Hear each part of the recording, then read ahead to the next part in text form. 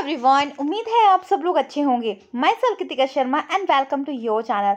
Students, हमने start किया था क्लास 10th का चैप्टर 9 जो कि आता है आपका हेरिडिटी एंड इवोल्यूशन।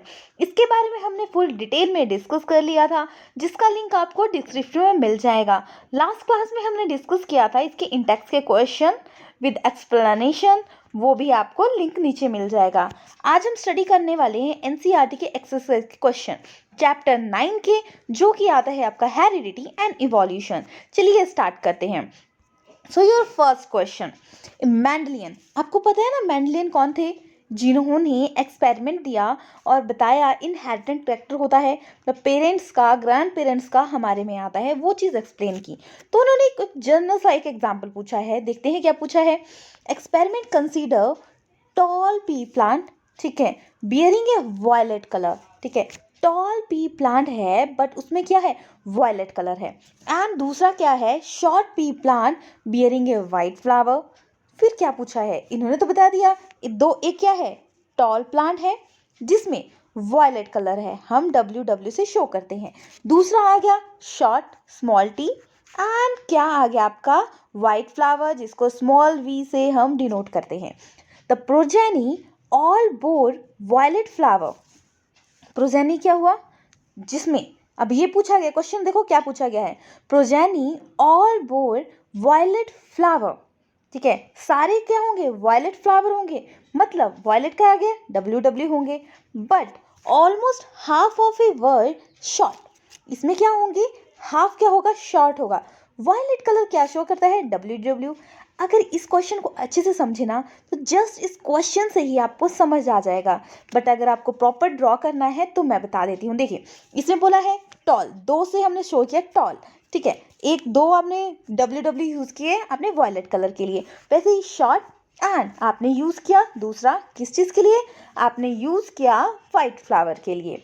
अब देखिए इसमें बोला ऑल टॉल होंगे, ठीक है, तो सारे क्या है, टॉल नहीं है, मतलब एक टॉल है एक शॉर्ट है, ठीक है, और सारे कलर वायलेट होंगे, मतलब दोनों W होंगे। तो ऑप्शन देखिए, TT WW ये तो आ गया, ऑल टॉल ऑल वायलेट, ये तो हो नहीं सकता। नेक्स्ट ऑप्शन ऑल टॉल और सारे वाइट, ये भी नहीं हो सकता। इसमें बोला गया है हाफ क्या है आपके, हाफ, अब इसमें हाफ का मतलब एक एक होगा। तो देखिए नेक्स्ट ऑप्शन, एक टी एक स्मॉल टी, मतलब हाफ, एक स्मॉल है एक लार्ज है, ठीक है, टॉल है एक शॉर्ट है, और सारे क्या है, वाइट हैं। तो option C is A correct, ठीक है। फिर नेक्स्ट ऑप्शन भी देख लेते हैं। देखो एक हाफ तो है इसमें, हाफ, बट जो दूसरा है ये ऑल वाइट वायलेट नहीं है, इसमें एक वायलेट आ गया, एक आपका आ गया, कौन सा आ गया, देखिए एक वायलेट एंड एक वाइट। कैसे बनेगा, आप देखो, अगर आपने पूरा कैलकुलेशन करना हो तो कैसे आएगा। एक इसका ले लिया हमने टी, स्मॉल टी, एक W एंड W, ठीक है। फिर अब इसमें हम आगे क्रॉस करेंगे F2 जनरेशन के लिए, तो क्या मिलेगा, एक आपका क्या आ गया, tall W, capital W, T small v, small t capital V and small t small v। अब जब इसका क्रॉस करवाया जाए, ठीक है, यहाँ पे क्रॉस करवाएंगे DW, फिर दूसरी तरफ स्मॉल t, तो करके जो आपको मिलेगा, हाँ पूरी कैलकुलेशन है, बस यहाँ पे जनरल सा एक्सप्लेन कर रही हूँ कि इस टाइप से इसकी कैलकुलेशन होगी, ठीक है। फिर आपको मिल जाएगा ये वाला जिसमें हाफ। अब क्वेश्चन से ही डायरेक्ट समझिएगा, आपको पूरा ये ड्रॉ करने का बनाने की ज़रूरत नहीं है, आप डायरेक्टली यहीं से समझ सकते हो। हाफ क्या बोला है, शॉर्ट, मतलब आधा पोर्शन शॉर्ट होगा, एक आपका टॉल आ गया, दूसरे ऑल वायलेट, सारे वायलेट, इजी से समझ पाओगे, ठीक है। क्वेश्चन में ही आंसर छिपा होता है अगर हम उसे अच्छे से समझिए, ठीक है। चलिए नेक्स्ट क्वेश्चन करते हैं। नेक्स्ट क्वेश्चन आता है example of A homologous organ. पहले तो समझिए होमोलोगस ऑर्गन क्या होते हैं, जिनमें सेम आ जाता है आपका स्ट्रक्चर, ठीक है, स्ट्रक्चर सेम आता है, बट आपका जो दूसरी जो वे फंक्शन जो होता है वो डिफरेंट हो जाता है। एक और टर्म आती है एनालॉगस, जिसमें फंक्शन सेम है बट स्ट्रक्चर डिफरेंट होता है। अब देखिए एग्जाम्पल क्या पूछे गए हैं, अवर आर्म एंड डॉग आर्म, क्या सेम होती हैं होमोलोगस? देखो स्ट्रक्चर क्या है, सेम है, क्योंकि ये एक ही उसमें आते हैं, वर्टिब्रेट्स में ही आते हैं, ठीक है। तो ये क्या आ गया आपके डॉग, सेम आ गया स्ट्रक्चर, सेम फंक्शन, ये तो है। Our teeth and elephant tusk, ये क्या है, सेम ही होते हैं, बेसिक की बना किससे है वो तो सेम है। फिर potato and runner grass, same he system से बने हैं। तो ये सारे जो आगे वो होमोलोगस ऑर्गन, मतलब सेम स्ट्रक्चर है, बट फंक्शन की बात करें तो डॉग के फोर लिम्ब अलग काम करते हैं, एलिफेंट का टस्क अलग काम करता है, और जो पोटैटो है वो अलग फ्रूट देता है, रनर ऑफ ए ग्रास ये अलग सिस्टम से होता है।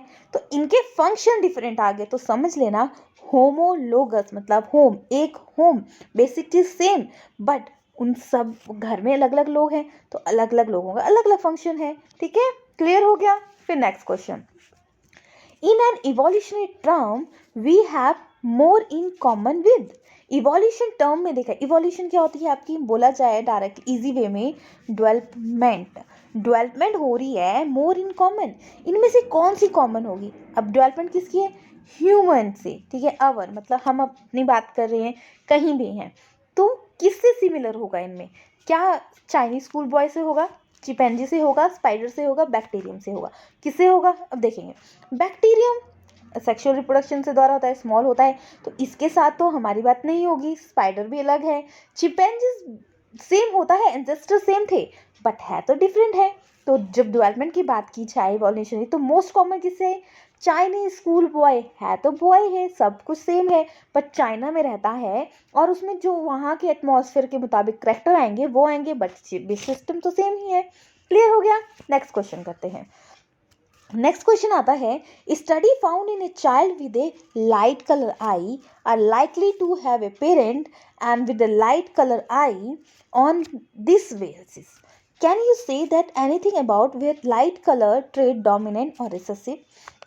देखो आपके पेरेंट्स हैं, ठीक है, पेरेंट्स आगे, उनकी लाइट कलर की आई है, लाइट कलर की आई हैं, आप में भी, चाइल्ड में भी लाइट कलर की है, तो क्या ये डोमिनेंट ट्रेड है?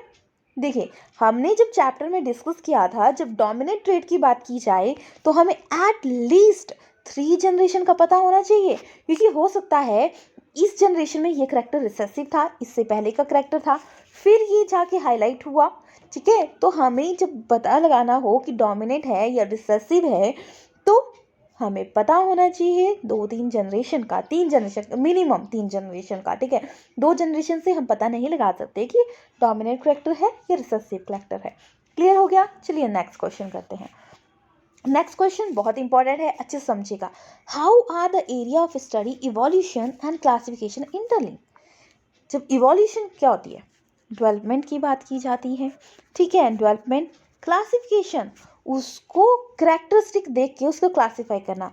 करेक्टरिस्टिक मतलब कि जैसे कि माना पेड़ है, चल नहीं सकते, खुद भोजन बनाते हैं, ऐसा करते हैं, वैसा करते हैं, तो वो उसके करेक्टरिस्टिक आ गए, उसके बेसिस पे उसको नाम देना, वो होती है क्लासिफिकेशन। इवोल्यूशन हुई जैसे कि इस जनरेशन में इस तरह का था, इस जनरेशन में ऐसा है, इस जनरेशन में अलग है, मतलब डेवलपमेंट हो रही है। तो देखिए evolution classification are a 2 branch of biology. Evolution deal with a figure how organism evolve, classification deal with figure out how two species are, ठीक है, कैसे कोई चीज बनी, वो इवोल्यूशन में आई, कैसे दोनों में इंटर रिलेशन क्या है उसके बेसिस को अलग करना, वो आती है क्लासिफिकेशन। देख लेंगे, यहाँ पे एक बार नजर दे देंगे। In this topic we study the link between 2 branch of biology, similarity character organism allow classification them into group. If two species lot of a common characteristic, will say closely related, more closely they are related and more recently have a common ancestor. Let us take an example of brother and sister. Brother and sister closely related to can have common ancestor, but sister of a cousin उनमें similarity होगी, less degree of a brother and sister. This is because cousin have a common ancestor grandparents. Now consider the classification, reflection, evolution relationship के basis पे कर लेंगे। Clear हो गया। चलिए next question करते हैं। नेक्स्ट क्वेश्चन आता है, explain the term analogous and homologous organ. Example अभी किया हमने, सेकंड क्वेश्चन था आपको, एनालोगस क्या हो गया, जिसमें आर दो similar function but different structure, wing of a bat and birds. Analogous, ठीक है, डायरेक्टली क्वेश्चन आते हैं, इनमें से बताओ कौन सा होमोलोगस है, एनालोगस है, ठीक है। होमोलोगस ऑर्गन जिसमें similar structure but different function, ठीक है। Wing of a bat, arm of a man is a homologous organ. ठीक है स्टूडेंट्स, जिन टॉपिक पे ना आपको कन्फ्यूजन होगी, अब देखो आप हैं एनालॉगस एंड होमोलोगस, कन्फ्यूज होंगे तो एग्जाम्पल से समझिए, ठीक है, कि क्या फ़र्क है बैट्स एंड बर्ड्स की विंग्स में। तो उसमें क्या है, बेसिक स्ट्रक्चर डिफरेंट है बट सिमिलर क्या है उसका, फंक्शन। तो इसकी वजह से एनालॉगस। होमो से मतलब होम, एक घर जिसमें अलग अलग कमरे हैं बट घर तो एक ही है। सेम फंक्शन, घर मतलब एक सेम स्ट्रक्चर बट फंक्शन अलग अलग, कमरे का अलग अलग फंक्शन होता है, तो वो आ गया होमोलोगस ऑर्गन। क्लियर हो गया। नेक्स्ट क्वेश्चन करते हैं।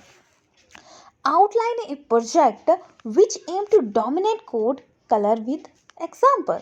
ठीक है, अब डोमिनेट कोड एंड रिसेसिव की बात करनी है, ठीक है। माना ब्लैक होमोलोगस मेल, ठीक है, सेम है होमोलोगस, और वाइट होमोलोगस फीमेल, ठीक है, वाइट है फीमेल, ठीक है। तो क्रॉस करवाएंगे F1 जनरेशन में, क्या बन जाएगा, हमें मिल जाएगा एक B और एक W, ठीक है, ऐसे मिलेगा ना। देखिए BW, फिर आ गया आपका B एंड आपका दूसरा वाइट। फिर सेकंड जनरेशन में क्या मिल जाएगा, देखो ऐसे एक बॉक्स बनाते हैं, ठीक है। ये किसने दिया था, प्यूनेट ने दिया था, प्यूनेट बॉक्स बोला जाता है। देखिए B और ये आ जाएगा B कैपिटल B, ठीक है। तो ये आ गया वाइट, B वाइट एंड दूसरा आ गया मीट। तो इसमें से कौन सा बोलेंगे डोमिनेट है। अब देखिए इस जो ये वाइट है, ये रिसेसिव ट्रेड आ गया, क्योंकि B है वो स्ट्रॉन्ग है, तो क्या है, B आ गया आपका डोमिनेट ट्रेड, मतलब ब्लैक कलर इज डोमिनेट, ठीक है। क्लियर हो गया। नेक्स्ट क्वेश्चन करते हैं। Explain the importance of a fossil deciding the evolution relationship. पहले समझिए फॉसिल क्या होता है। फॉसिल्स होते हैं जैसे बोल सकते हैं आप, बोन्स देखी है आपने, ठीक है, बोन्स है हमारी, तो ढांचा है, स्ट्रक्चर है। तो फॉसिल हुए जो पुरानी जनरेशन में जो उनका बेसिक स्ट्रक्चर था, वो जिससे हम पता लगाते हैं कि पुराने टाइम में ये चीज़ें थी। अभी थोड़ी ना डायनासोर होते हैं, पहले तो पता लगाया कि पहले डायनासोर होते थे, किसकी वजह से, फॉसिल, वो उसके जो बेसिक था, हड्डियां गलती नहीं है ना जल्दी, तो क्या हुआ, हड्डियां थी, वो बेसिक स्ट्रक्चर था, जिससे पता लग गया, उसको प्रिजर्व किया जाता है, जिससे कि पता लगता है कि पुराने टाइम में क्या था और कैसे डेवलपमेंट हो रही है, पूरा डिटेल पता लग जाता है, ठीक है। The fossil play important role providing the evolution evidence because they know the age of a fossil can evolution, और पता लगाता है कि फॉसिल की एज कैसे होती है, ठीक है। एग्जाम्पल लिख दिए, देखो फॉसिल बर्ड्स का उसे क्या बोला जाता है, Archaeopteryx, look like a bird and many other feature of a reptile. It is the feather with wing like those is a bird, but a teeth and tail those of a reptile. Archaeopteryx is therefore connecting link between a reptile birds and hence the birds evolution term, ठीक है। Archaeopteryx इसे fossil की जैसे कि study की गई birds की, इसे ऑब्जर्व किया कि पुराने टाइम में बर्ड्स और रेप्टाइल्स एक ही कैटेगरी में आते थे। डायनासोर में फीदर होते थे बट वो यूज़ नहीं करते थे, डेवलपमेंट हुई, फीदर का यूज़ हुआ तो बर्ड्स बन गए, दूसरे रेप्टाइल हो गए, तो इसकी क्लास को स्टडी किया गया आर्कियोप्टेरिक्स। अब एज कैसे पता लगेगी फॉसिल की, कि एज कितनी है, देखते हैं। देखिए जैसे कि ये चार्ट है, इसमें बताया गया है कि कैसे एज है, जितना नीचे फॉसिल के सिम्टम्स मिलेंगे इट्स मीन इतना पुराना है, ठीक है। नीचे नीचे दब गए, जितना नीचे मिलेगा उतना ज़्यादा पुराना फॉसिल है, जिससे पता लग जाएगा कि एज कितनी है फॉसिल की। क्लियर हो गया। चलिए नेक्स्ट क्वेश्चन करते हैं। नेक्स्ट क्वेश्चन आता है आपका, what evidence do we have for origin of a life from a innate matter. Origin of a life, सोचे हम कैसे बने होंगे, इमेजिनेशन सोच के ही सिर में दर्द लग जाती है कि कैसे बने होते हैं। चलिए बताते हैं आपको, जो ह्यूमन लाइफ है, ऑरिजिन लाइफ कैसे हुई, ये इनएनिमेट मैटर से बने हैं। इसके अलग अलग थ्योरी अलग अलग साइंटिस्ट ने बनाई थी, जिसको आपको डिस्कस करने के लिए बहुत ज़्यादा है, नेक्स्ट क्लासेस में, हायर क्लासेस में आपको मिल जाएगा। बट अभी हमें स्टडी करना है कि ऑरिजिन ऑफ ए लाइफ कैसे हुआ, इनेट मैटर होता क्या है। इनेट मैटर जैसे कि आपका आ गया ammonia, methane, hydrogen sulphide, but no oxygen over water. ठीक है, इसके बारे में स्टडी किसने की? ठीक है, the origin of a life from inert matter was proved through an experiment conducting in 1953 Stanley L. Miller, Harold C. Urey. In experiment they assembled the atmosphere containing molecule। ठीक है, उस टाइम इन्होंने observe किया, इन्होंने experiment किया इसके साथ कि कैसे हुआ। तो इन्होंने जो इनएनिमेट मैटर लिए जैसे कि अमोनिया, मीथेन, हाइड्रोजन प्रैक्टिकल किया। ठीक है, दिस वॉज उसका एटमॉस्फेयर वो किया जो पहले अर्थ में होता था। ठीक है, अर्लियर अर्थ में कैसा एटमॉस्फेयर होता था। This was a maintain the temperature below the earlier earth. This is the temperature just 100 degree and spark pass through mixture and gas stimulator lightning. फिर ऑब्जर्व किया at the end of a week, मतलब कुछ time तक रखा, फिर observe किया 15% of a carbon from the methane had been converted into simple compound of a carbon and including amino acid make up the protein and support the life of a basic form। देखो, इन्होंने observe किया कि कैसे life बनी होगी। अर्थ है, इसमें सिर्फ गैसियस ये चीज मॉलिक्यूल्स होते थे, जैसे अमोनिया, मीथेन, हाइड्रोजन सल्फाइड ये होते थे। फिर टेम्परेचर के मुताबिक हमने एक्सपेरिमेंट किया कि वैसा टेम्परेचर दिया, उसके बाद ऑब्जर्व किया कुछ टाइम बाद कि उनसे क्या बन गया, एमाइनो एसिड थी उससे प्रोटीन बन गया और सिंपल कंपाउंड बन गए। ठीक है, क्लियर हो गया। इससे शो हो गया कि आपकी जो ओरिजिन थी लाइफ वो इनएनिमेट मैटर से मिलती है। क्लियर हो गया। चलिए नेक्स्ट क्वेश्चन करते हैं।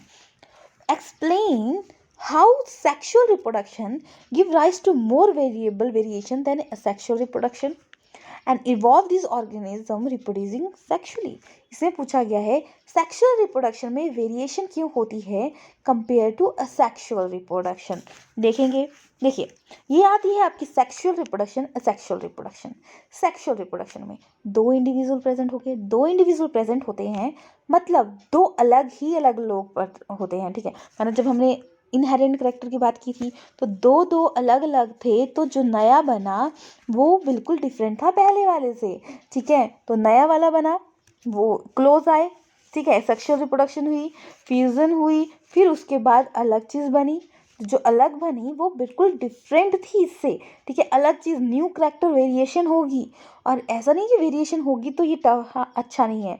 वेरिएशन हुई वो किसी भी ऑर्गेनिज्म को एडेप्टेटिव बनाती है, मतलब एडेप्टेटिव बनाती है एटमॉस्फेयर को जैसा एटमॉस्फेयर है उसको एक्सेप्ट करने की एबिलिटी बनाती है सेक्सुअल रिप्रोडक्शन।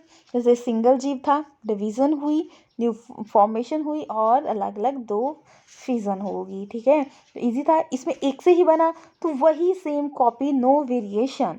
ठीक है, क्लियर हो गया। देखो यहाँ पे देख लेते हैं एक बारी। Sexual reproduction often receive the genetic material from mother and father. So genetic variation is possible here, and sexual reproduction offspring same genetic, therefore variation not possible. Variation क्या help करती है? Survival of a condition. This will slow lead to evolution better adapted species. Thus variation lead to evolution better adapted species. Thus variation help in evolution of A sexually reproducing organism. ठीक है, clear हो गया। Variation हुई, और variation क्यों ज़रूरी है? ताकि न्यू एटमॉस्फेयर में खुद को ढाल सके। क्लियर हो गया। चलिए नेक्स्ट क्वेश्चन करते हैं। नेक्स्ट क्वेश्चन आता है हमारा, how is the equal genetic contribution of A male and female parent ensure the progeny. कैसे श्योर होता है? देखिए हमने किया था, क्रोमोसोम है 23 पेयर प्रेजेंट होते हैं।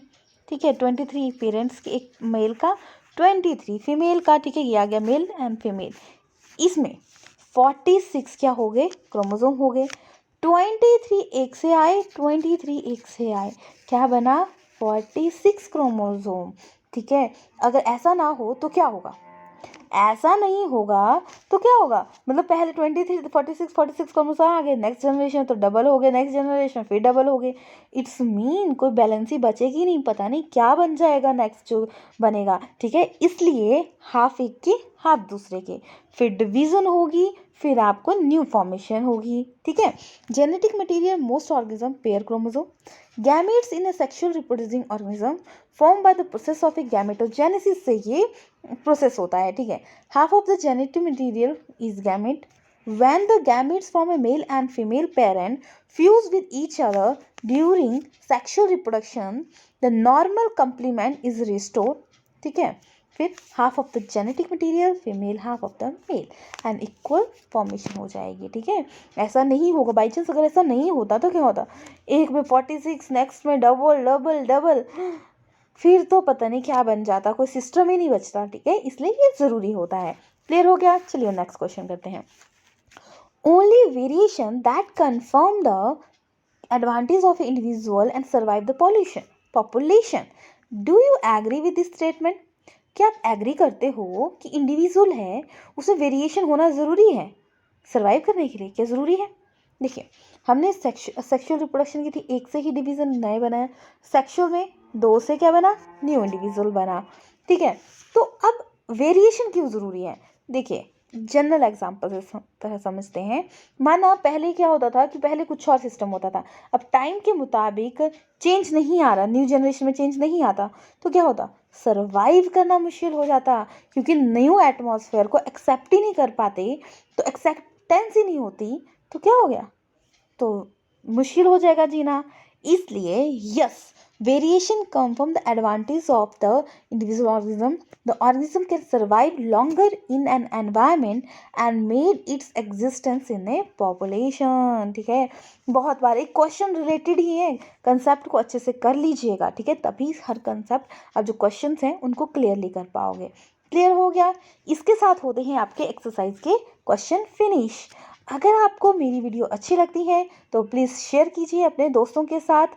मिलते हैं नेक्स्ट क्लास में नेक्स्ट चैप्टर के साथ। तब तक please like, share and subscribe my channel. Thank you everyone.